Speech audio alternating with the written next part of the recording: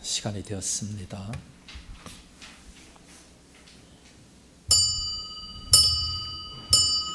다 같이 일어나셔서 주학에 맞춤 묵상 기도하심으로 12월 첫 주 예배를 드리겠습니다.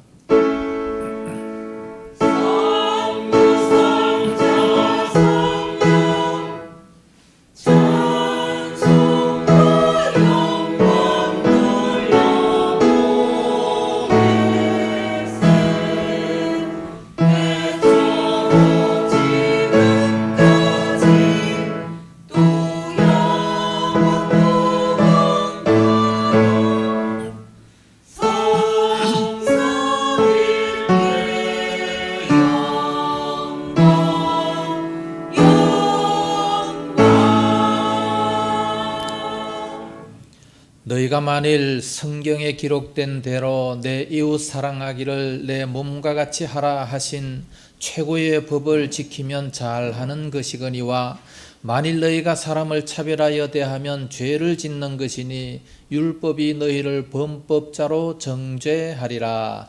아멘. 거룩하신 아버지 감사합니다. 어느덧 12월 첫 주를 맞이하며 저희들 주님 앞에 경배 드릴 수 있도록 은혜 주옵시니 감사합니다. 지금까지 저희들이 서로 사랑했지만 앞으로 더욱더 주 안에 아름다운 교제를 나누며 이웃 사랑하기를 내 몸처럼 사랑하는 하나님의 최고의 법을 실천하는 그런 저희들이 다 되게 하여 주시옵소서. 오늘도 주의 전에 나와서 머리 숙여 예배를 드립니다. 말씀을 통하여 큰 은혜가 임하게 하시고 이 말씀을 통해서 일주일 동안 살아갈 때 승리하는 삶을 살아가게 하여 주시옵소서. 오늘 주 안에서 헌신하고 봉사하는 모든 손길들 하나님의 큰 은혜가 임하게 하여 주옵시기 원하오며 오늘 또 주의 제단에 찾아 나오지 못한 모든 성도들 어디가 있든지 붙들어 주시옵시기 원합니다. 저들의 믿음 식어지지 않게 하여 주시옵시고 참으로 마지막 때가 가까우는 이때에 더욱더 뜨거운 믿음, 열정의 믿음을 허락해 주옵시기를 간절히 원합니다. 예배의 모든 시종을 주의 손에 의탁하면서 예수님 이름으로 기원하옵나이다. 아멘.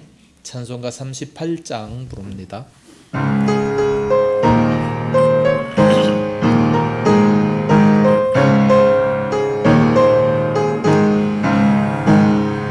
예수 우리 왕이여 이곳에 오셔서 우리가 함께 드리는 영광을 받아주소서. 우리는 주님의 백성 주님은 왕이신 예수님 오셔서 좌정하사 다스리소서. 예수 우리 주시여 이곳에 오셔서 우리가 주께 드리는 찬양을 받아주소서.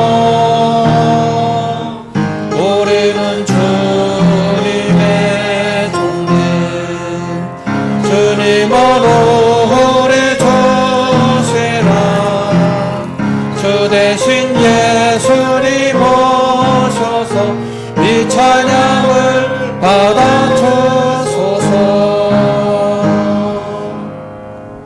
교독문제 83번 빌립보서 제4장을 교독하겠습니다. 주 안에서 항상 기뻐하라. 내가 다시 말하노니 기뻐하라. 너희 관용을 모든 사람에게 알게 하라. 주께서 가까우시니라. 아무것도 염려하지 말고 다만 모든 일에 기도와 간구로 너희 구할 것을 감사함으로 하나님께 아뢰라. 그리하면 모든 지각에 뛰어난 하나님의 평강이 그리스도 안에서 너희 마음과 생각을 지키시리라. 끝으로 형제들아 무엇이든지 참되며 무엇이든지 경건하며 무엇이든지 오르며 무엇이든지 정결하며 무엇이든지 사랑을 받으며 무엇이든지 칭찬받으나 무슨 덕이 있든지 무슨 기림이 있든지 이것들을 생각하라. 그리하면 평강의 하나님이 너희와 함께 계시리라. 아멘. 사도신경으로 신앙 고백을 합니다. 전능하사 천지를 만드신 하나님 아버지를 내가 믿사오며 그 외아들 우리 주 예수 그리스도를 믿사오니 이는 성령으로 잉태하사 동정녀 마리아에게 나시고 본디오 빌라도에게 고난을 받으사 십자가에 못 박혀 죽으시고 장사한 지 사흘 만에 죽은 자 가운데서 다시 살아나시며 하늘에 오르사 전능하신 하나님 우편에 앉아 계시다가 저리로서 산자와 죽은 자를 심판하러 오시리라.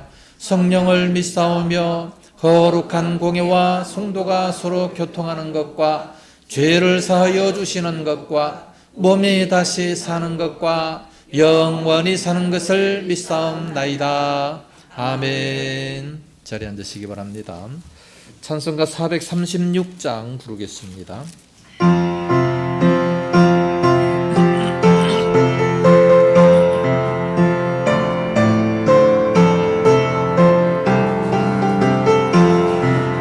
나 이제 주님의 새 생명 얻은 것 옛 것은 지나고 새 사람이로다.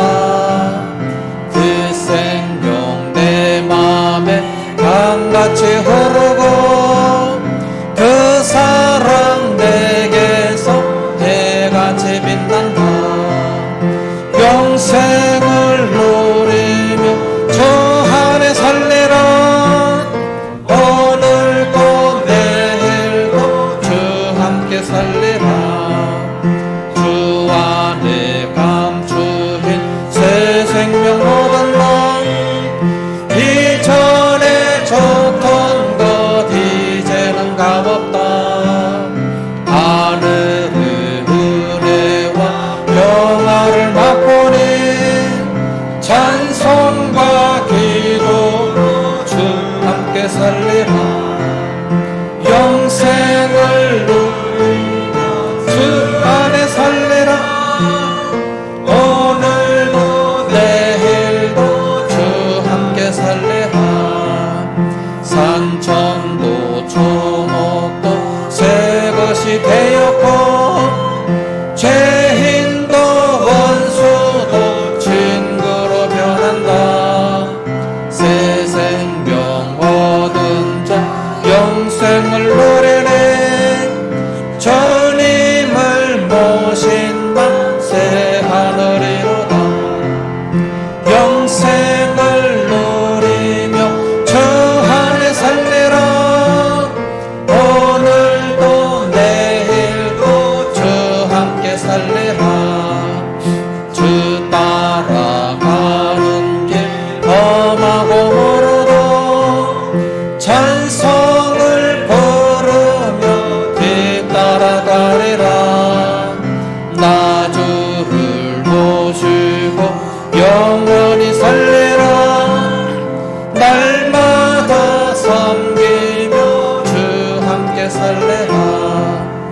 영생을 누리며 주 안에 살리라. 오늘도 내일도 주 함께 살리라. 기도하겠습니다. 거룩하신 우리 아버지, 은혜와 사랑을 감사합니다. 올해도 코로나로 말미암아 심히 어려운 한 해를 보냈지만 그럼에도 불구하고 은혜 가운데 하나님께서 복 주심에 따라 놀라운 은혜 속에 살게 하심을 감사와 찬송 영광을 돌립니다. 하나님 아버지, 더군다나 또 이제 더 심한 코로나가 또 찾아오게 됐습니다. 오미크론이 찾아와서 또다시 격리하며 또다시 힘든 생활을 하고 있습니다. 하나님 아버지, 우리 한국교회를 불쌍히 여겨 주시옵시기를 원하오며 참으로 우리 한국교회가 점점 더 어려운 때 주님 앞에 찾아 나와 기도하고 점점 더 열정을 품고 주님을 섬기는, 그래서 교회가 살아나는 역사가 임하게 하여 주옵시기를 원합니다. 오미크론 코로나가 아무리 강력하다 할지라도 우리 그리스도인들에게 조금도 틈타지 못하도록 항상 붙들어 주시옵시고 우리 주님 막아 주시옵시기를 간절히 원합니다. 그래야 모든 성도들이 더욱더 건강한 몸으로 사회생활을 하며 교회 생활을 감당할 수 있도록 인도하여 주시옵소서. 하나님 아버지, 오늘도 저희들 주의 전에 나왔습니다. 이 예배를 통해서 새로운 힘을 얻게 하시고 성령의 충만함을 얻을 수 있도록 인도하여 주시옵소서. 주의 교회 붙들어 주옵시고 주님의 뜻을 이루는 교회가 되게 하옵시고 주님의 교회에 찾아 나오는 모든 성도들마다 하나님의 사랑을 듬뿍 받아 누리며 모두가 다 주 안에 아름다운 교제를 이루므로 천국 같은 교회가 되어지게 하여 주시옵소서. 세상에서 힘들고 어려울 때마다 이곳에 나와 기도하면 다 들어 응답하여 주시옵시기를 간절히 원합니다. 하나님 아버지, 참으로 이 땅에 오미크론이 너무나도 강력하게 또 찾아오고 있습니다. 전 세계적으로 너무나도 힘들고 있습니다. 그럼에도 불구하고 우리 믿는 그리스도인들의 기도를 들어 응답하여 주시옵시고 우리 믿는 사람들은 더욱더 자유를 누리면서 주님 앞에 기도하며 예배할 수 있도록 인도하여 주시옵소서. 아버지 하나님, 주의 교회 어느덧 이제 연말을 맞이했습니다. 연말 남은 이 연말 동안 더욱더 유종의 미를 거두며 우리들의 믿음이 더욱 아버지 앞에 바로 세워지게 하여 주시옵시고 우리 예수님 내일 오신다 할지라도 한 점 부끄러움이 없는 신앙생활을 감당하게 하여 주시옵소서. 오늘 또 말씀을 들으며 우리들의 잘못된 신앙생활을 하고 있는지 말씀을 통하여 거울을 통해서 깨달아 알 수 있도록 인도하여 주시옵소서. 오늘 나오지 못한 성도들 많습니다. 저들도 어디가 있든지 항상 붙잡으시옵시고 영육간에 더욱더 건강할 수 있도록 인도하여 주시옵소서. 오늘 또 아름다운 찬양으로 영광 돌리는 성가대회에 함께하여 주시옵시고 우리 주의 교회 모든 직분자들과 또 우리 직분자들 뿐만 아니라 기관장들 위해 항상 함께 하셔서 우리 주의 교회를 위해서 헌신하고 봉사하는 은혜가 임하게 하여 주시옵소서. 시간 순서 붙잡아 주실 줄로 믿사옵고 예수님 이름으로 기도드리옵나이다. 아멘.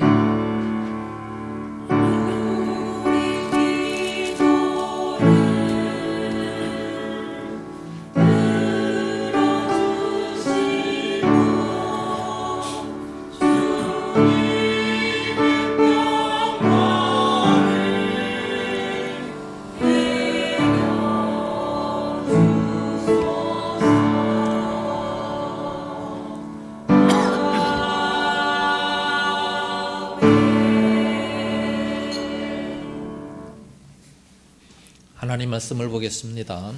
신약성경 야고보서 제2장 1절에서 5절 말씀 우리 서로 한 절씩 교독을 하겠습니다. 1절 말씀. 내 형제들아, 영광의 주 곧 우리 주 예수 그리스도에 대한 믿음을 너희가 가졌으니 사람을 차별하여 대하지 말라.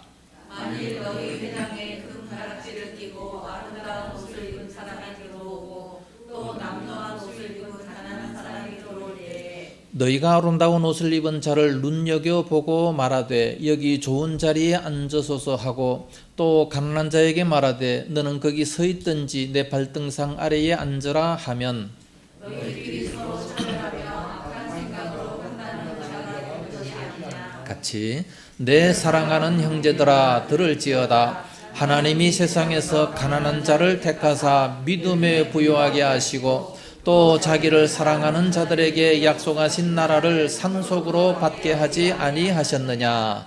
아멘. 시온 찬양대 찬양이 있겠습니다.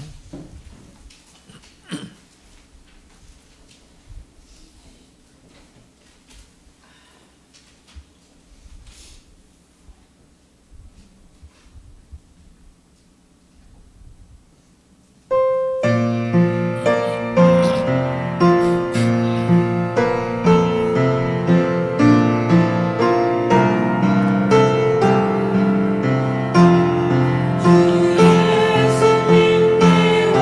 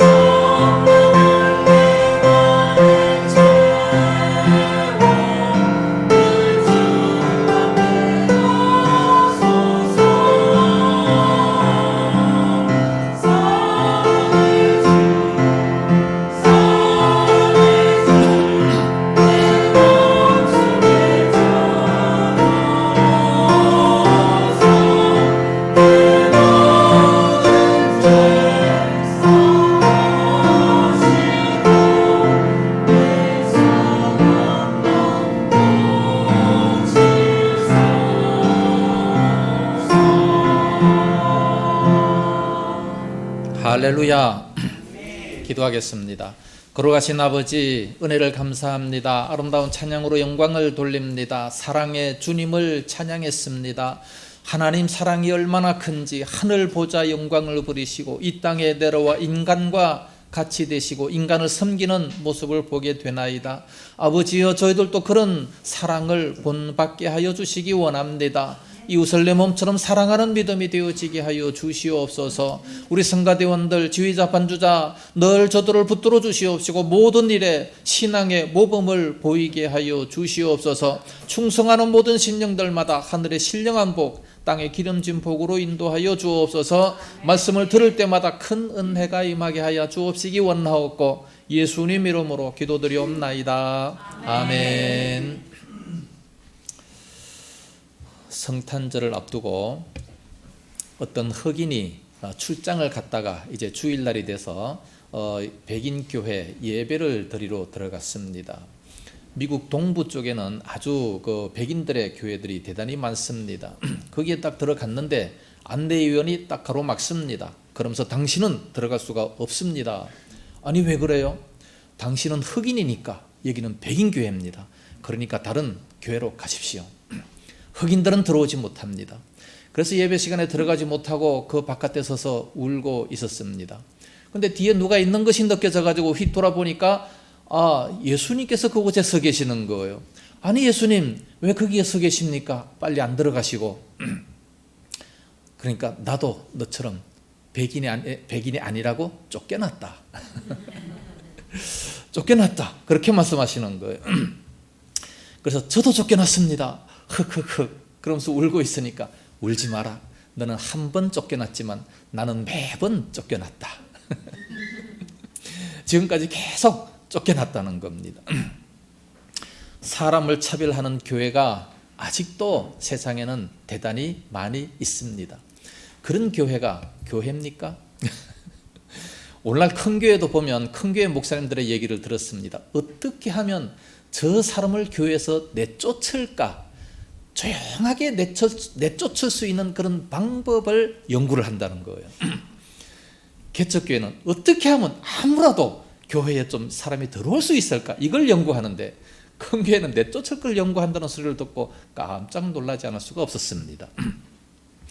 그런데 우리도 그렇지만 야고보 당시에 보면 철저한 계급 사회였습니다. 그 당시의 사람들은 똑같은 사람이 아니었습니다.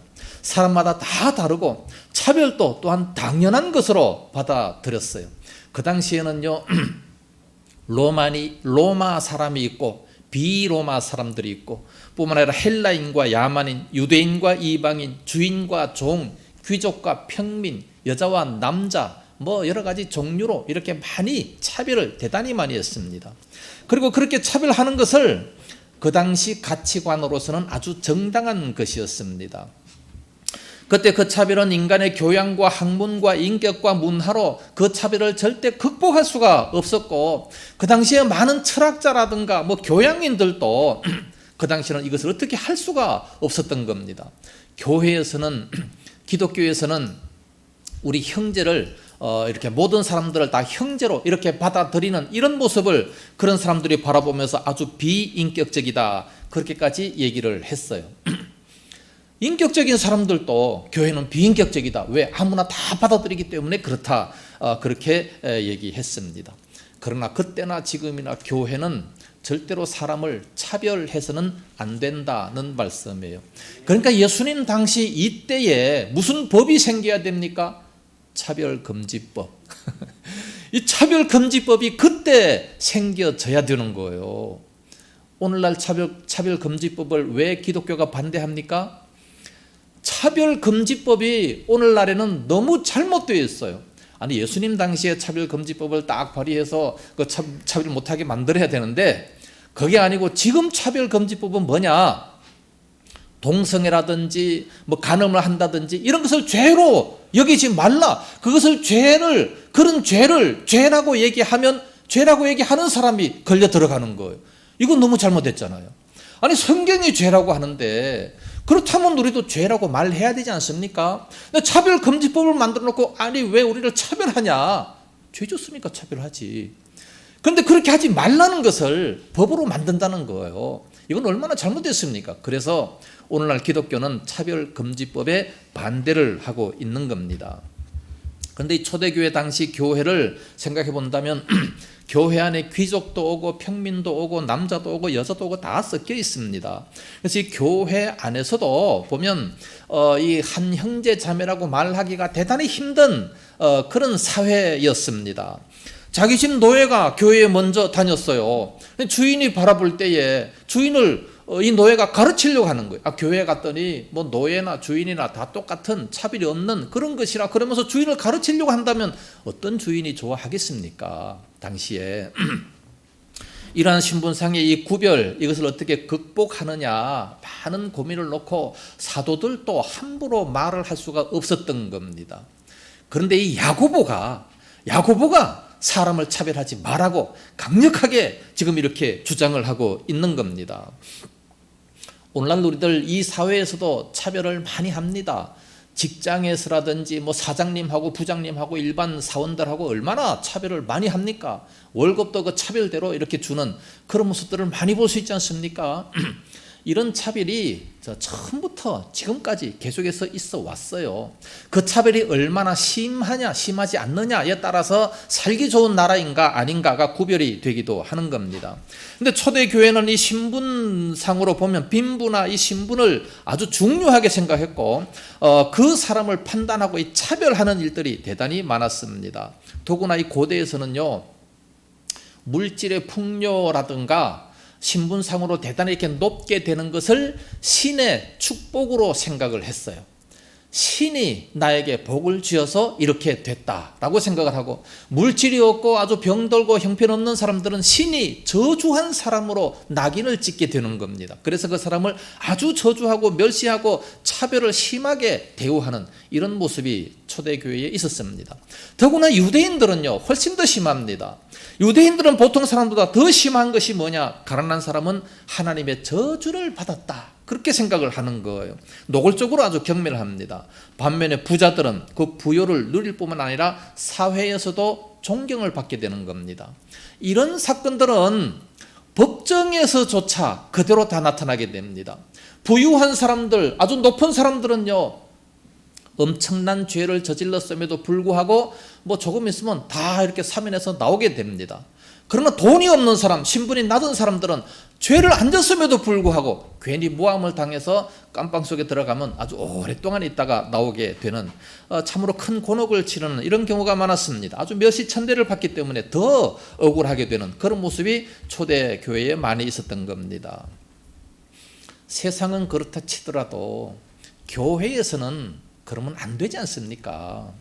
교회에서는 다 같이 한 형제 자매가 됐다고 고백하고 다 같이 한 입으로 하나님을 찬양하는 그런 사람들이 모였는데 교회 안에서 차별을 하면 어떡하겠습니까?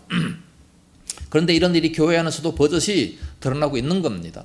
오늘날 교회 안에서도 마찬가지, 똑같아요. 교회 안에서 돈 많은 사람들은 아주 떵떵거리고, 교회 안에서 돈이 없이 아주 가난한 사람들은 또 그냥 대우를 제대로 받지 못하는 그런 사람들이 대단히 많이 있다는 말씀입니다. 그래서 돈이 없는 사람들은 어쩔 수 없이 뭐 하나님이 나에게 돈을 안 주셨기 때문에 할 수 없이 그렇게 살아간다, 뭐 숨죽이면서 뭐 떳떳하게 말도 못하고 살아가게 된다는 겁니다. 이럴 때에 참으로 이 야고보 사도가 막 과감하고 담대하게 외모를 보고 판단하는 그런 차별된 것은 잘못된 죄악이라고 강하게 이렇게 지금 말씀을 하고 있는 겁니다. 가난한 자를 무시하는 것, 가난한 자가 무시를 당했고 저주받는 자로 취급을 당했다는 이런 것을 볼 때에 그런 사회에서 하나님의 말씀으로 강력하게 외치고 있습니다. 사도 야고보가 막 강력하게 그것은 죄악이라고 지금 외치고 있는 이런 것을 본다면 참으로 초대교회라든지 지금도 이렇게 잘못된 사회적 분위기를 밝게 하는 그런 빛과 같은 존재가 바로 기독교입니다. 그것이 바로 성경입니다. 이런 빈부의 차이로, 신분상의 차이로 교회 안에서 무시되고 차별 대우받는 이런 일이 오늘날도 주변에 상당히 많이 있지만 우리 교회만큼은 결단코 그래서는 안 된다는 겁니다. 야고보의 이 권면을 우리가 반드시 받아들여야 됩니다. 그렇다면 사람들을 차별하게 되는 그 이유가 도대체 뭐겠습니까? 1절 말씀처럼 사람을 외모로 판단했기 때문에 그렇습니다. 외모로 판단해요. 좋은 옷을 입고 온다든지 아니면 뭐 얼굴이 뭐 진짜 탤런트와 같고 아주 예쁘게 생겼고 멋지게 생겼다면 그 사람을 아주 우러러보고 존경합니다. 그러나 아주 거지와 같이 생겼고 뭐 냄새나는 그런 옷을 입고 오고 그렇다면 그 사람을 아주 경멸하는 이런 모습이 오늘날 또 교회 안에 있지 않습니까? 외모를 보고 사람을 판단한다는 겁니다. 그것은 아주 잘못됐다고 지금 성경은 말씀하고 있습니다. 그래서 우리 그리스도인들은 절대로 외모를 보고 판단하면 안 됩니다. 왜 외모를 보고 판단하면 안 되는지 그 이유를 오늘 본문에서 3가지로 말씀해 주고 있습니다. 그 이유가 도대체 뭔가? 왜 차별하면 안 되는가? 첫째는 예수 그리스도를 믿는 믿음을 우리가 가졌기 때문에 그렇습니다. 1절 말씀 보면 내 형제들아 영광의 주 곧 우리 주 예수 그리스도에 대한 믿음을 너희가 가졌으니 그러므로 어떻게 돼야 돼요? 사람을 차별하여 대하지 말라 말씀했습니다. 믿음을 가졌기 때문에 그러므로 사람을 차별해서 대하지 말라 말씀합니다. 믿음을 가진 사람들은 절대로 차별해서 대하면 안 된다는 것을 말씀합니다. 누구를 믿습니까? 예수 그리스도를 믿는다 말씀합니다. 이 예수 그리스도는 누굽니까? 영광의 주님이시다 그렇게 말씀합니다. 그래서 우리가 사람을 대할 때 생각할 것이 있어요. 어떤 사람과 나와 단둘이 만났다라고 생각한다면 그래서 그 사람이 외모를 보니까 너무 그냥 약해요. 너무 희쭈그리 합니다. 그 사람 볼 때 아주 딱 무시하면서 함부로 말하는 것이 아니고 그때 어떻게 생각을 해야 되느냐? 내 옆에 영광의 주님 예수님이 계신다. 이 예수님께서 모든 것을 다 들으신다라고 생각하면서 대화를 한다면 그러면은 함부로 무시하지 아니할 수가 있다는 말씀입니다. 하나님께서는 나를 얼마나 사랑하십니까? 십자가에 죽으실 정도로 사랑했는데 나뿐만 아니라 내 옆에 그 형제도 역시 똑같이 십자가에 죽으실 정도로 그 사람을 사랑합니다. 하나님께서 그 사람을 그렇게 사랑하는 자를 내가 멸시하고 무시하면 되겠느냐? 그 말이죠. 안 된다는 겁니다. 영광의 주님은 영광을 받으시기에 합당한 분이십니다. 왜 영광을 받으시기에 합당합니까? 우리에게 놀라운 은혜를 베푸셨기 때문에 그렇습니다. 주님께서 우리를 선택하시고 우리를 불러주셨습니다. 그래서 우리의 그 믿음을 보시고 구원을 주셨습니다.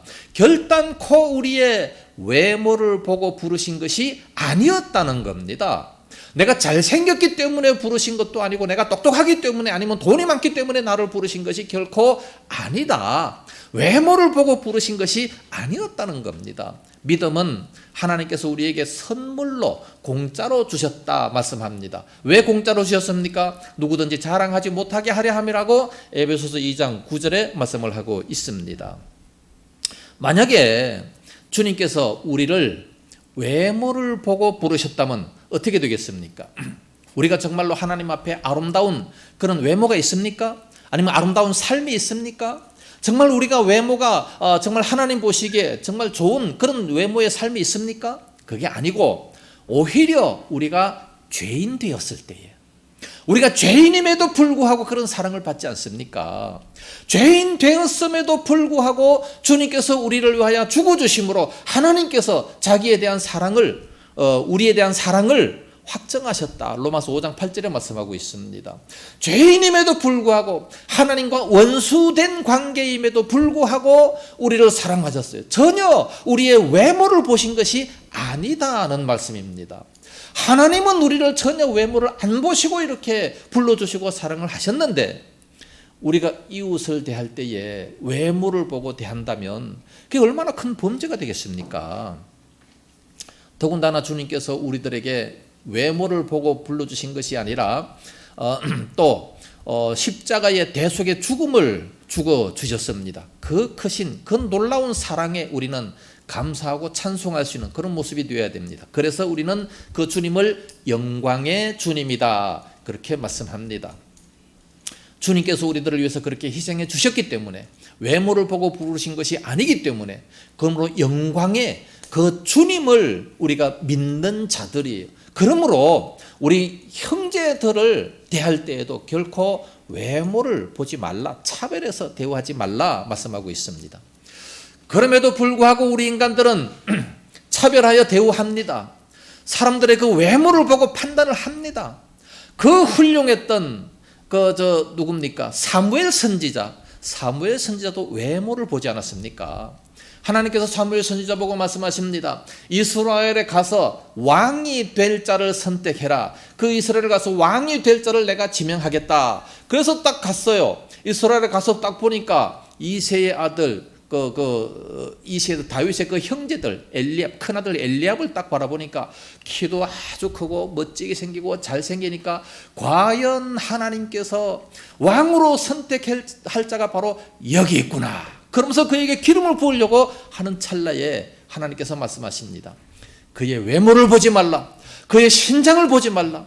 나는 사람들과 같지 않다. 사람들은 외모를 보지만 나 여호와는 그 사람의 중심을 보느니라. 그렇게 사무엘상 16장 7절에 말씀을 하고 있습니다. 하나님은 우리의 외모를 보시는 것이 아니에요.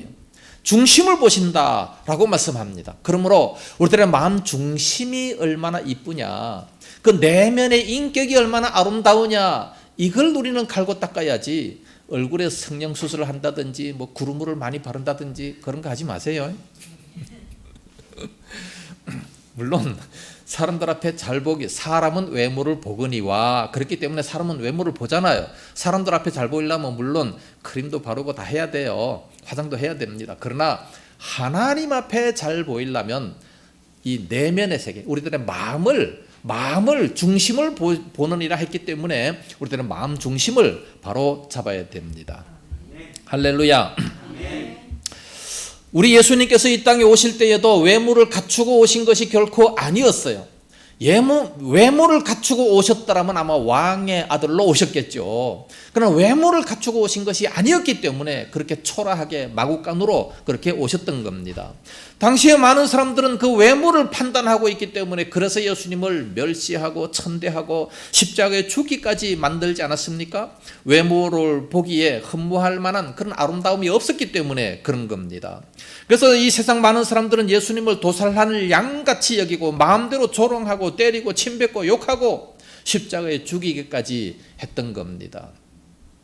예수님은 이 땅에 오실 때에도 외모로 아름다움을 보기 위해서 오신 것이 아니에요. 외모로 치장을 해서 오신 것이 아니었습니다. 누구든지 흠모할 만한 아름다운 것이 그에게 없었다라고 말씀하고 있습니다. 그래서 예수님은 우리 대신 모든 고난을 다 받으신 겁니다. 내가 받아야 할 그 모든 고난을 예수님께서 다 받아주셨다는 말씀입니다. 그리고 우리를 사랑하시고 우리를 선택하시고 불러주셨으니 우리가 그 주님께 영광을 돌리게 됩니다.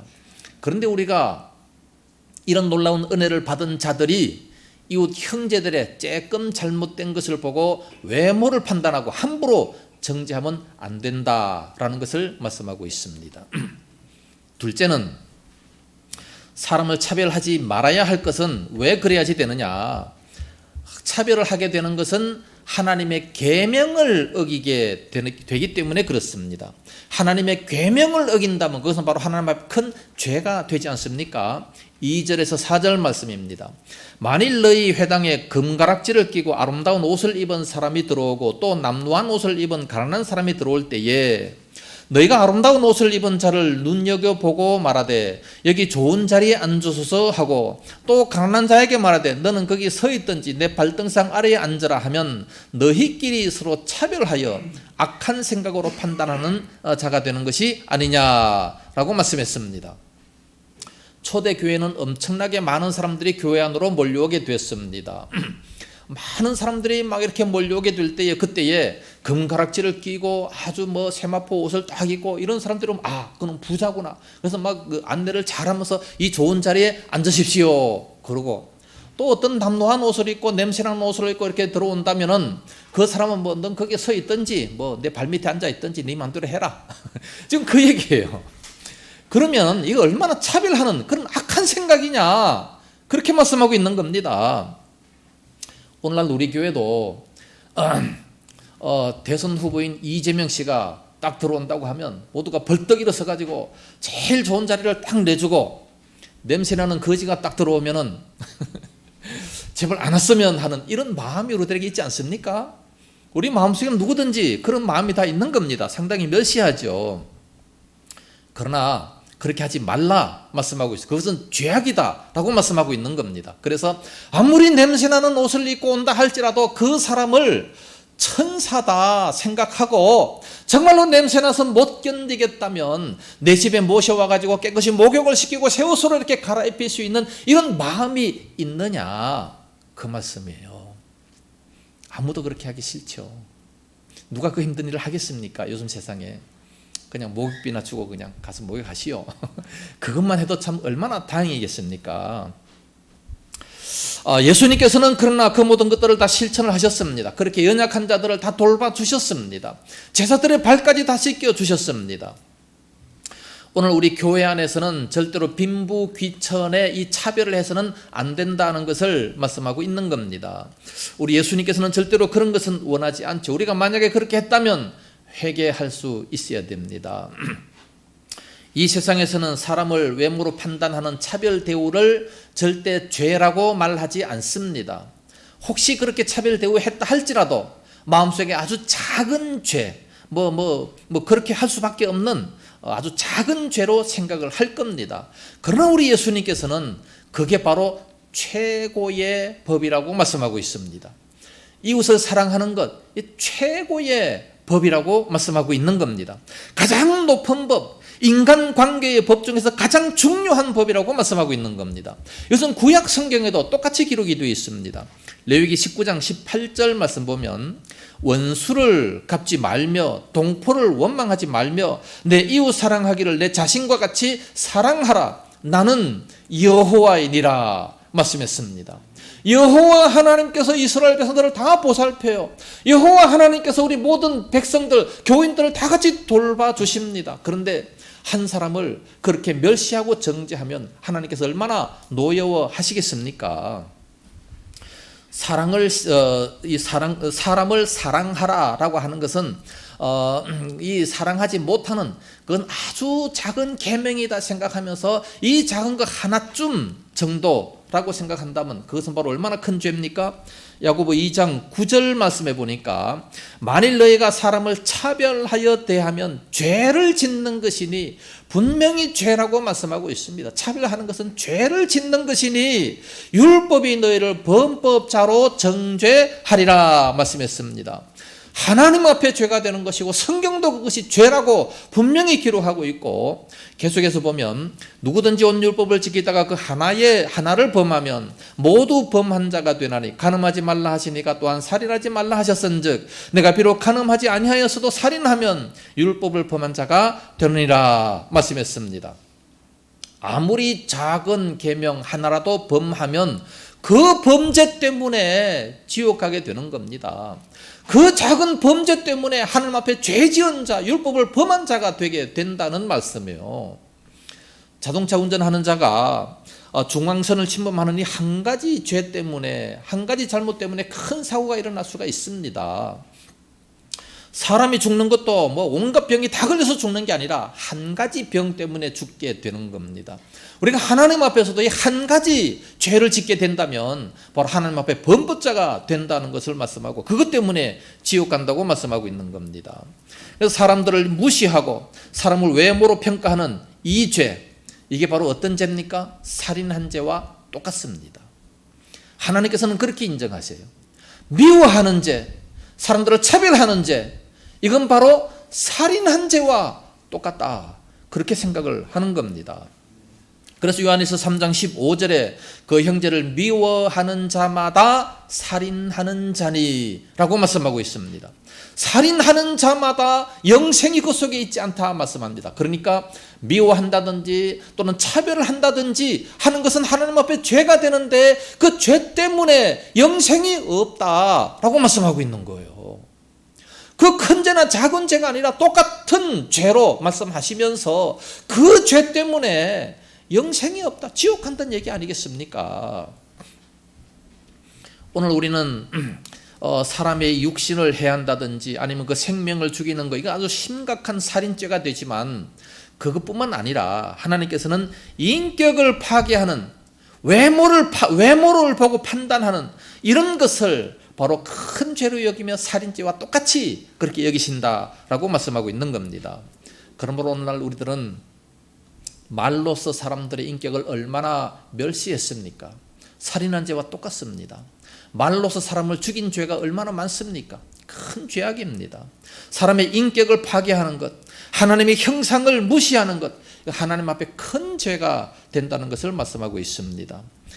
하나님 앞에 이와 같이 그런 죄를 짓는 자는 심판을 받게 됩니다. 하나님께서 하나님을 모독하는 그런 죄가 된다는 말씀이지요. 그래서 우리는 말 한마디로 이 사람들을 차별하는 이런 모습들은 하나님의 심판이 있다라는 것을 생각하면서 절대로 사람을 차별하는 죄, 사람을 미워하는 것을 노골적으로 나타내는 이런 죄악은 가져서는 절대로 안 된다는 것을 성경에서 말씀하고 있습니다. 세 번째, 사람을 외모로 판단할 수 없는 것은 왜 그래야 되느냐? 하나님이 가난한 자들에게 더 큰 은혜를 베푸신다고 말씀하고 있습니다. 5절에 보면 사랑하는 형제들아 들을지어다. 하나님이 세상에서 가난한 자를 택하사 믿음에 부유하게 하시고 또 자기를 사랑하는 자들에게 약속하신 나라를 상속으로 받게 하지 아니하셨느냐 말씀합니다. 가난한 자들을 하나님께서 선택하시고 믿음에 부유하게 하신다라는 것은 고린도전서 2장에도 누누이 말씀하고 있습니다. 그래서 부자들을 이렇게 그들의 교만함을 다 꺾으신다고 말씀하고 있는 겁니다. 우리 가난한 자들을 하나님께서 선택하셔서 믿음에 부유하게 하시고 또 영원한 나라를 유업으로 주신다라고 말씀하고 있습니다. 그러므로 그 하나님 얼마나 은혜로우신 하나님이십니까? 그래서 세상은 공평한 거예요. 모든 세상은 다 공평한 하나님이십니다. 세상에서 떵떵거리며 살고 모든 물질적으로 풍족하게 사는 사람들은 지옥 가는 것이 당연하지요.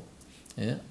거기서 이제 고통을 받아야죠. 세상에서 너무나도 평안함을 누렸기 때문에. 그러나 우리는 세상에서 그런 평안함을 누리지 못했기 때문에 그러므로 하늘나라 가서 영원히 그런 편안함을 누릴 수 있다는 말씀이에요. 하나님께서 우리를 택하시고 부르시는 데에는 인간 편의 어떤 노력이라든가 인간 편의 어떤 조건을 요구하시는 것이 아닙니다. 인간 편의 그 모든 것들은 아무런 영향도 미치지 않는다는 것을 말씀하고 있습니다. 그래서 가난한 자들에게 먼저 복음이 전파되고 그리스도를 믿음으로 구원을 받게 하는 것은 바로 인간의 노력이나 인간의 능력이 아니라는 겁니다. 인간이 부유하고 잘난 것 때문이 아니라 하나님의 절대 주권입니다. 하나님께서 그렇게 마음대로 하시는 거예요. 하나님께서는 토기장이가 되셔가지고 마음대로 우리를 그렇게 빚으시는 겁니다. 그래서 가난한 자들에게 이렇게 은혜를 주신다라고 말씀하고 있습니다. 그래서 있는 자들을 부끄럽게 만드신다라고 말씀하고 가진 자들로 자랑하지 못하게 하기 위함이라고 말씀하고 있습니다. 현실적으로 본다면 이 부자보다는 이 가난한 자들이 복음에 대한 열망도 더 많을 수밖에 없고 예수님을 찾는 그 마음도 더욱더 뜨겁지 않습니까?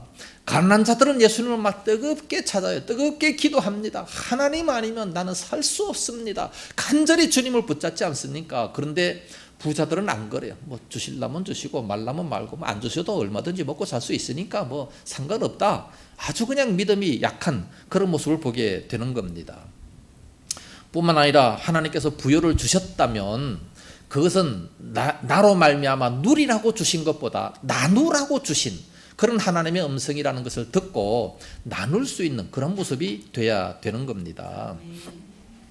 어떤 사람들은 이 가난한 사람을 무조건 또 높이려고 하는 그런 모습도 보게 됩니다. 가난한 자를 하나님께서 선택하셨다 그랬기 때문에 가난한 자를 무조건 우대하고 높이려고 하는 그런 모습을 보는데 그거 역시 잘못됐습니다. 부자들을 무조건 또 낮추려고 하는데 그거 역시 잘못됐습니다. 그러면 누구를 높여야 됩니까? 가난한 자도 높이지 말고 부자도 높이지 말고 누구를 높여야 됩니까? 네? 옳은 자를 높여야지요. 똑바로 서 있는 올바른 자를 높여야 된다는 말씀입니다. 그럴 때에 참 이 우리들은 누구 편을 들어야 되느냐? 이 해방신학의 문제가 여기 있는 겁니다.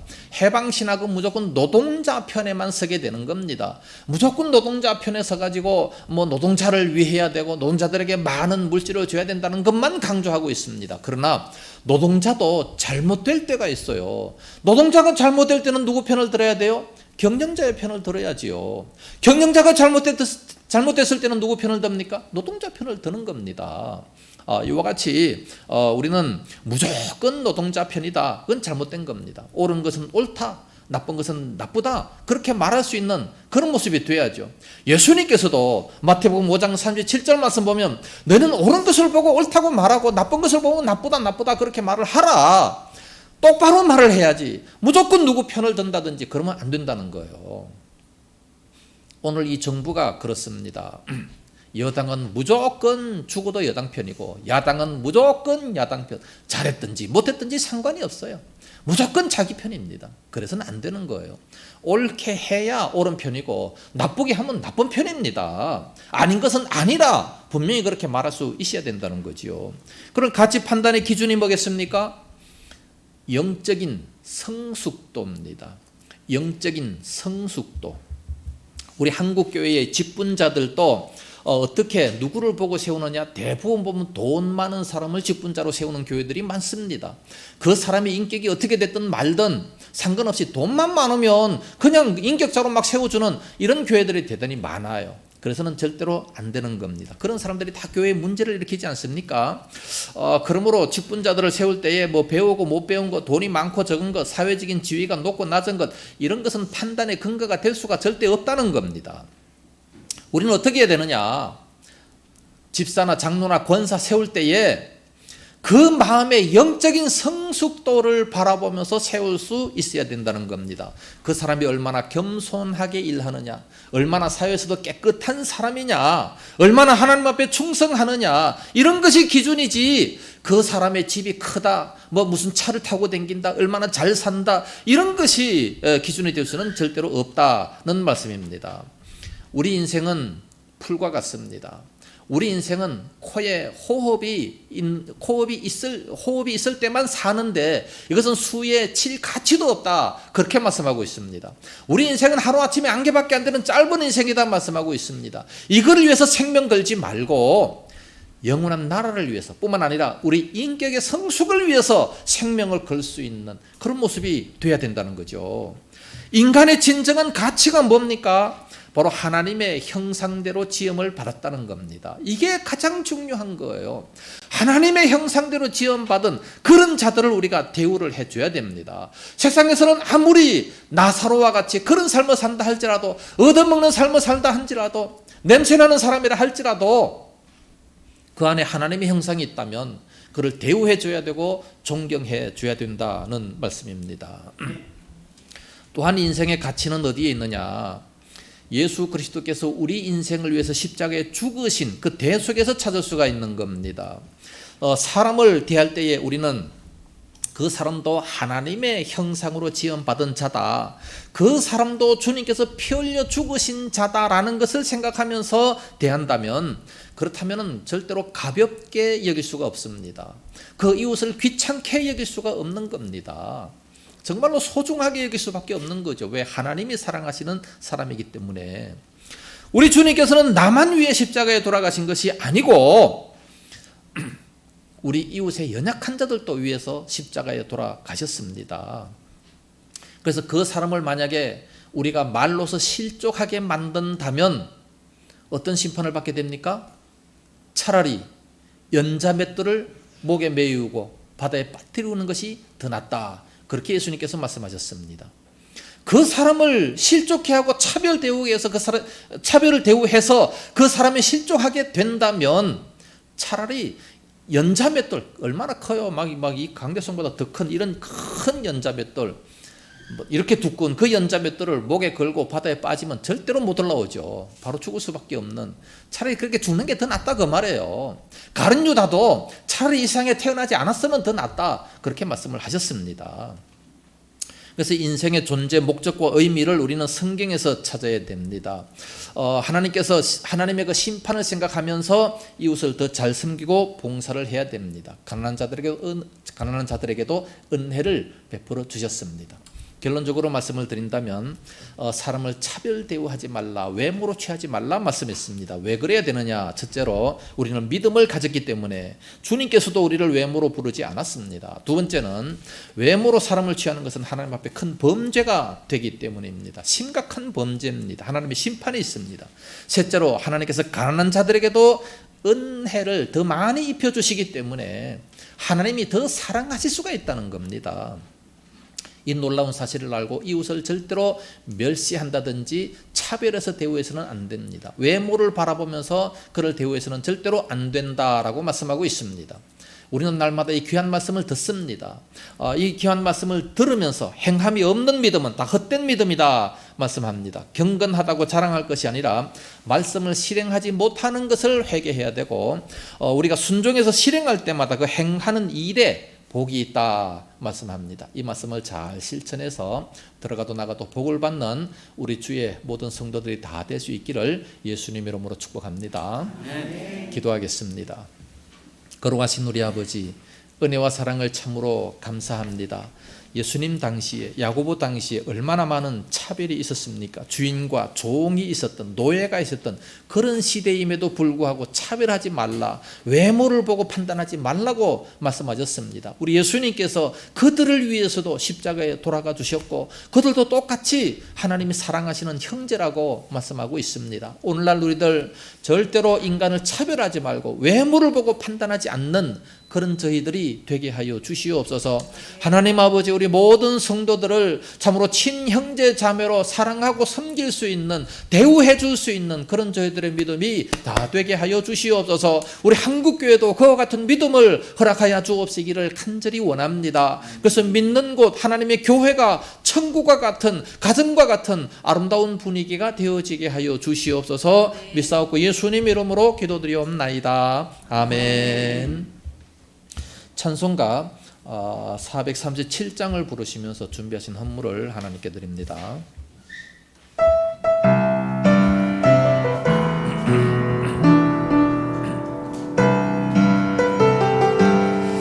하늘 보좌 떠나서 세상에 오신 주님, 우리에게 본을 보여 따르라 하셨으니 우리들도 주님처럼 남 섬기며 살아 모든 사람 한결같이 사랑하게 하옵소서.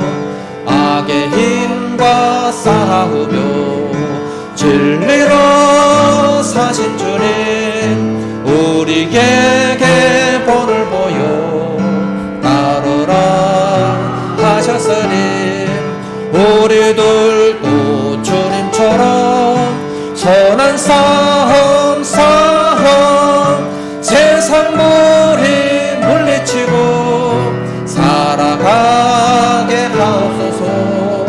세상 유혹 이기고 십자가 지신 주님, 우리에게 본을 보여 따르라 하셨으니 우리들도 주님처럼 며 살아 시험 고통 모두 이겨 감당하게 하옵소서.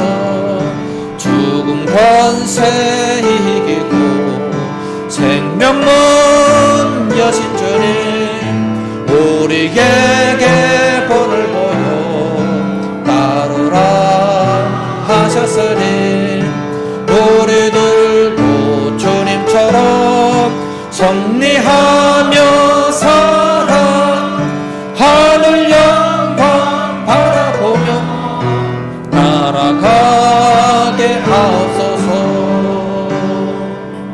아멘. 11조 감사, 선교, 건축, 주정헌금을 드렸습니다. 기도하겠습니다.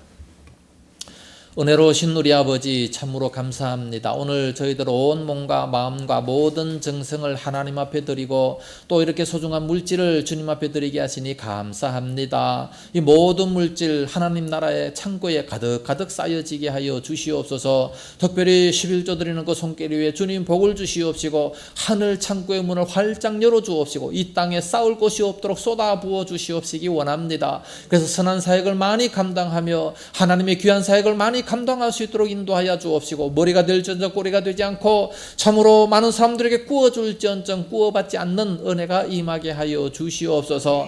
하나님 아버지 또 은혜에 감사해서 감사의 물을 드리는 그 손길과 또 성경금 건축헌금 드리는 그 모든 손길 다 지켜주시옵시고 그들의 가정이 든든하게 세워지게 하여 주옵시고 구제를 좋아하는 자마다 풍족하여질 것이라 말씀하신 대로 항상 풍성한 삶을 누릴 수 있도록 인도하여 주시옵소서. 투정헌금도 드립니다. 식사로도 제공합니다. 다 갚아 주시옵시며 그들의 가정의 식탁도 풍요롭게 역사하여 주시옵시며 저들에게 항상 강건한 복을 더하여 주시옵소서. 오미크론 질병이 또한 이 나라에 득세하고 있습니다. 주님 그러한 질병이라 할지라도 조금도 틈타지 못하도록 항상 강건함으로 역사하여 주시옵소서. 주님 앞에 참으로 열정을 품고 주님 말씀대로 살아가는 모든 성도들 위해 항상 강건함과 은혜가 넘치게 하여 주시옵소서. 이 물질 쓰이는 곳마다 하나님 영광이 풍성하게 드러나게 하여 주옵시기 원하옵고 예수님 이름으로 축복하며 기도드리옵나이다. 아멘. 교회 소식 알려드리겠습니다. 2021년도가 어느덧 12월 달입니다. 유종의 미를 잘 거두시기를 바랍니다. 크리스마스 때에 선물 나누기를 하기 위해서 집에 사용하지 않는 좋은 물건이 있으면 교회로 가져오시기 바랍니다. 서로 필요한 사람들에게 나눌 수 있도록 그렇게 하겠습니다. 오미크론 변이 바이러스가 이제 또다시 이 땅에 와서 많은 사람들을 힘들게 하고 있습니다. 중요한 것은 우리들의 면역력을 높이는 것이기 때문에 운동을 적당히 하시고 좋은 음식 많이 드시고 항상 강건할 수 있는 그런 모습이 돼야 될 줄로 믿습니다. 그리고 마스크도 잘 쓰시고 또 3차 예방주사도 맞으시기 바랍니다.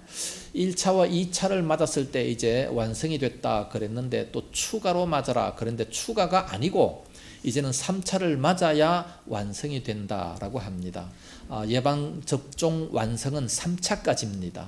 3차까지 누구든지 지금 병원에 가시면 그 자리에서 즉시 맞을 수 있기 때문에 12월 달까지는 즉시 맞을 수 있기 때문에 아무라도 가셔서 3차를 다 맞으시기를 바랍니다. 오늘부터 이제 오후 예배 때 성경 맥잡기 성경 공부를 합니다. 많이 참여하시기를 바랍니다. 이제 서로 인사하시기 바랍니다. 앞뒤었다 인사하시고 안녕하세요. 우리 교회 참 잘 오셨습니다. 한 주간도 복 받으십시오. 서로 축복하시기 바랍니다. 예배 마치시고 식사를 나누면서도 좋은 교제 하시기를 바랍니다. 나오지 못하신 분들에게 전화라도 한마디 하시기를 바라겠습니다. 이제 다 같이 일어나셔서 주기도송 부르고 축도함으로 예배를 마치도록 하겠습니다.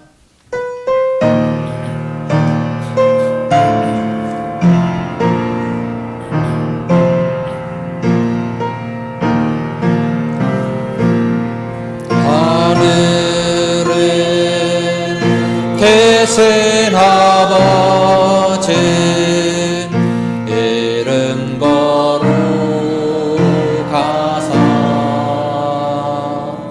주님 나라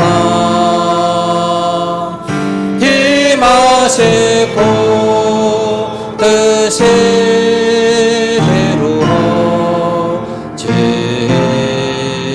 이루어지나 일용할 양식 주시고 우리들의 큰 죄 다 용서하옵시고 또 시험에 들게 마시고 악에서 구원하소서. 내게 주의 나라 주의 권세 주의 영광